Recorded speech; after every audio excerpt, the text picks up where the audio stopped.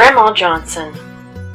She was a woman who loved her grandchildren, in moderate doses.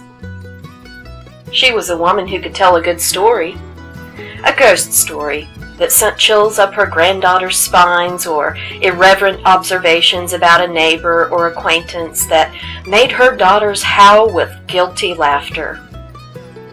She was a woman with simple tastes and a few guilty pleasures, a steady supply of Kent cigarettes, a coffee pot hot and full of Maxwell House,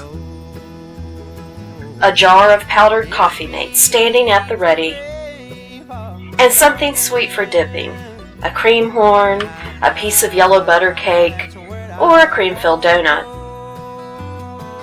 You could set your clock by her.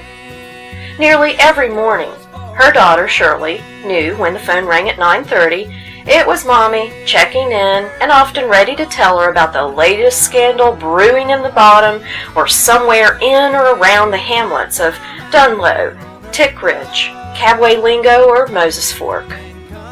It might have been some gossip about the Stampers or the Geralds or the Markhams. It may have been a joke or a funny observation she made of a neighbor, a family member, or something she saw on television.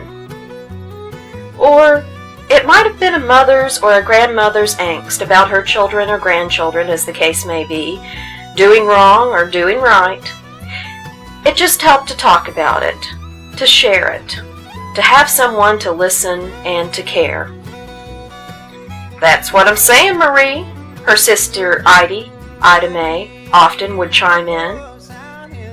Of course, as Cousin Audra points out, that's all Ida ever said. It was Grandma who told the story, argued the points, preached the sermon, as Ida and anyone else in the room or on the end of the phone listened on and listened to. "That's what I'm saying, Marie," her sister Ida would offer, perhaps to let her younger sister know that she agreed with her, that she was still listening, or that she was not alone. "Do you blame me?" Marie often would ask her listener, a daughter, a sister, a granddaughter, or any willing or complacent listener. "Do you blame me?" she'd demand, after she laid out her story and her role, her line of thinking, her sense of justice, and how she'd handled the situation.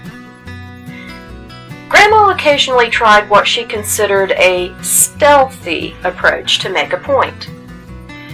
For many years, my own parents were smokers. First, Mom quit. Then 2 years later, Dad did. Thanks to Haley, their first grandchild, the Sias house became smoke-free. Mom politely informed everyone that their house would now be smoke-free in observance of the health concerns of little ones. Soon after, I remember that Grandma Johnson told a story, and she told it again and again and again. It was about some, quote, old lady who had been forced by her daughter or son or daughter-in-law or son-in-law to go downstairs and to smoke outside. Well, that fragile old lady fell down those stairs, and it was a bad scene. She might have broken some bones.